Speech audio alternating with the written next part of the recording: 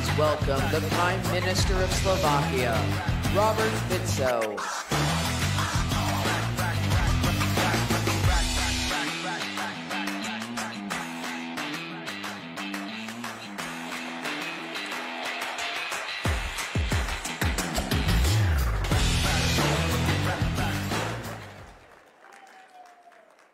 Thank you very much.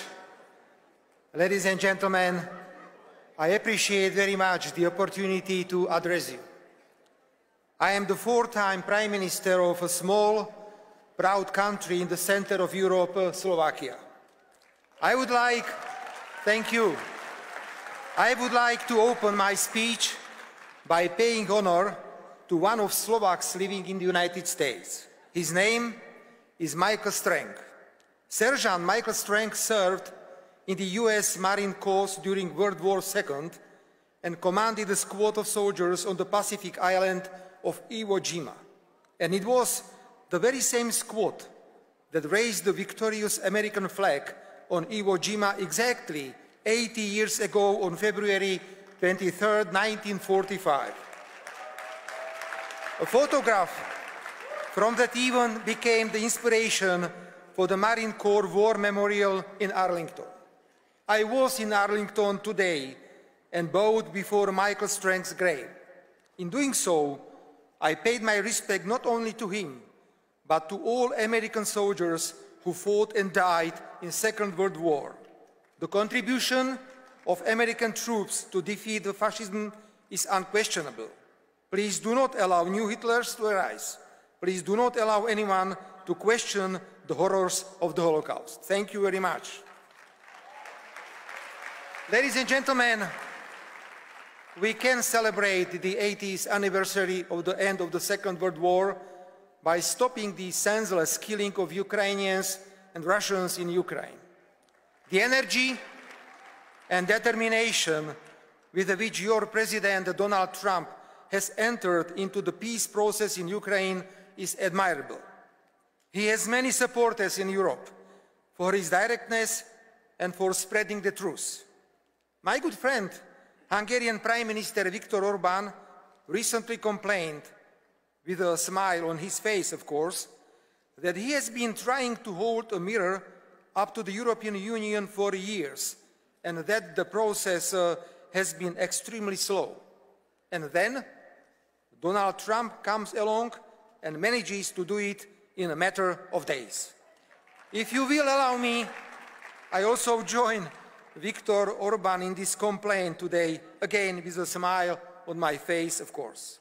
If there is one thing Europe needs today, it is the truth. If there is anything Europe needs ever more, is the diversity of opinion and respect for it. The politics of only one single correct political opinion is devastating us and has serious practical consequences. If you go against the current, you are excluded and punished. Between 2020 and 2023, criminal law was brutally abused against the Slovak opposition, of which I was the leader. I myself was charged 4 times for political activity, illegally monitored and wiretapped. However, the institutions of the European Union remained silent because they had a submissive and vassal government in Slovakia. Ladies and gentlemen, no one is disputing that Russia's use of military force in Ukraine was a violation of international law. However, Russia had serious security reasons for doing so because it has long been misled on the issue of NATO enlargement. The conflict could have been brought to an end shortly after it began. The absolute majority of the European Union member states, with the exception of Slovakia and Hungary, have endorsed the idea that the war in Ukraine should be used to weaken Russia politically and economically. Ukraine has been the victim of a bad strategy. Today, it is evident that the limitless financial, military and political support, coupled with the anti-Russian sanctions, did not bring its effect. I was among those who warned against senseless killing, calling for ceasefire and supporting all peace plans. As a reward, I was branded a Russian agent. The word peace has been virtually unused in Europe for the last 3 years. Whoever spoke of peace was a warmonger. Whoever supported the war in Ukraine was a peace activist. Ladies and gentlemen, your president is doing Europe a great service. He's bringing truth, and we all hope peace back to Europe. The attitude of the major European players and of President Zelensky of Ukraine, therefore, comes as an unpleasant surprise to me. They are pushing themselves to the US-Russian peace negotiation table, even though for 3 years now they have and still do openly support the war in Ukraine. More and more, it seems that President Zelensky actually needs this war. When there is war, there cannot be democratic elections. Zelensky is particularly worried about that. Let us recall in what a favorable situation Winston Churchill lost the 1945 election in Great Britain. When there is a war, it is difficult to investigate where a huge part of the funding given to Ukraine ended up, where an enormous number of arms ended up. When there is a war, Zelensky knows that he has total support of the European Union. I say all this quite openly, as Prime Minister of Slovakia, a country which is bordering Ukraine. Yes, we have to recognize that peace is being negotiated at a time when Ukraine is very weak.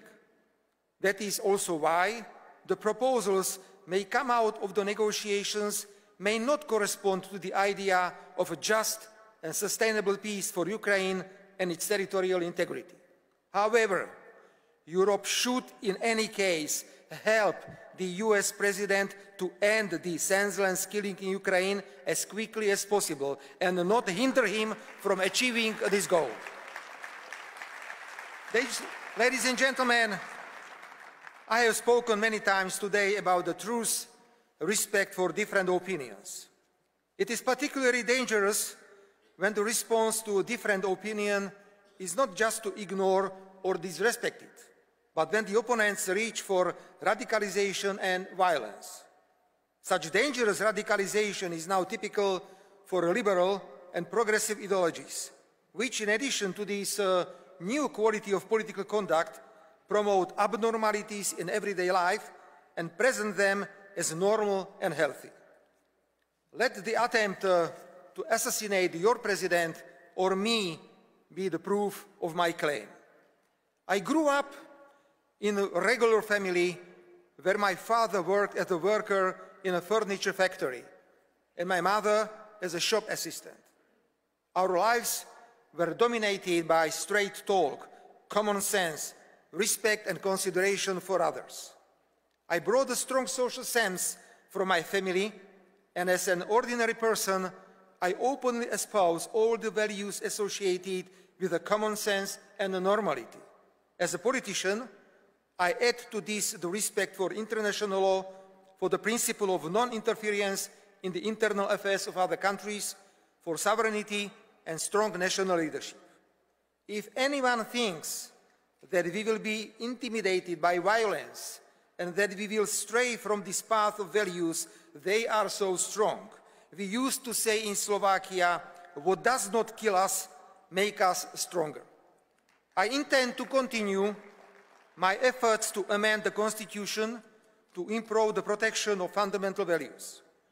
When we adopted the Constitution of Slovakia in 1992, we had no idea that there might be a need to constitutionally define marriage in order to create a barrier to woke ideologies.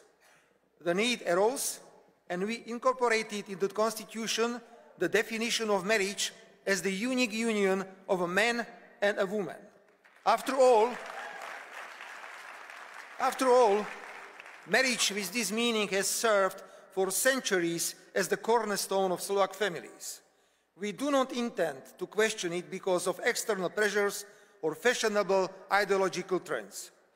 We are now working to recognize in the Constitution only two sexes, male and female, nothing else. Then the conditions for adoption of children only by spouses, and the prohibition of teaching anything in schools that would contradict these constitutional definitions. With a great respect, we are also following your President's administration fight against illegal immigration. As Slovak Prime Minister, I too feel a strong commitment to protecting our borders and national sovereignty from external threats, foremost among which is the impact of illegal migration. That's why I blocked the redistribution of illegal migrants among the European Union member states on the basis of so-called mandatory quotas.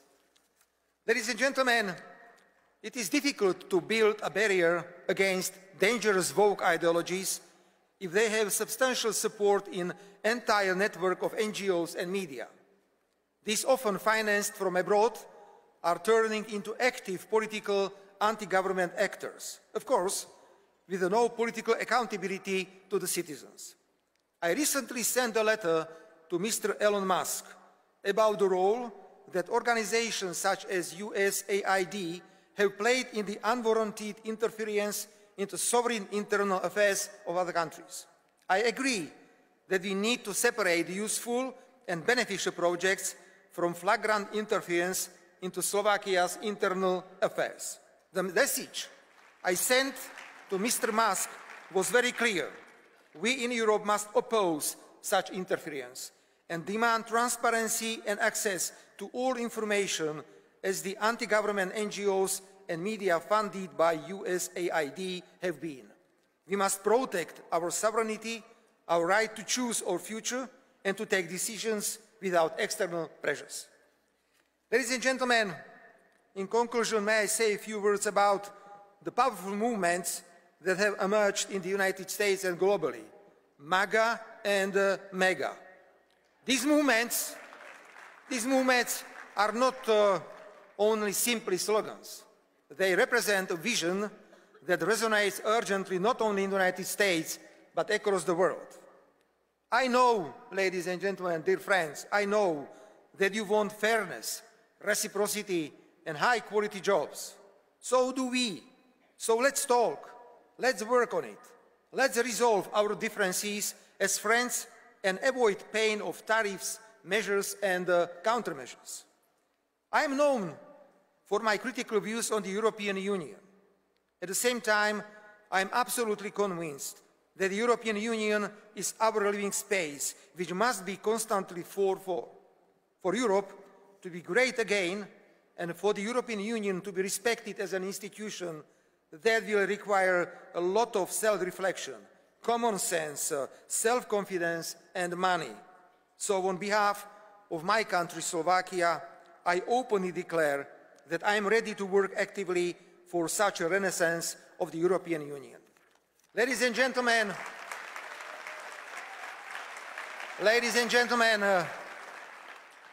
just as the Slovak Michael Strank stood side by side with his American friends on the island of Iwo Jima in February 1945, Slovakia stands next to the United States and the United States next to Slovakia. I appreciate President Donald Trump's pragmatic approach and his clear focus on American national interests. This is exactly what each and every one of us should be doing. Slovakia's national interests, that's my homework. The United States are a key strategic ally and partner for us, and we are interested in deepening this partnership. I very much look forward to working with the new US administration, and on behalf of Slovakia, I guarantee an open and frank dialogue. Let us be proud. Let us be united. Let us defend our values. I thank you all, and I express my conviction that the next time you meet the name of my country, Slovakia, you will remember this day. Long live the United States. Long live Slovakia. Thank you very much for your attention.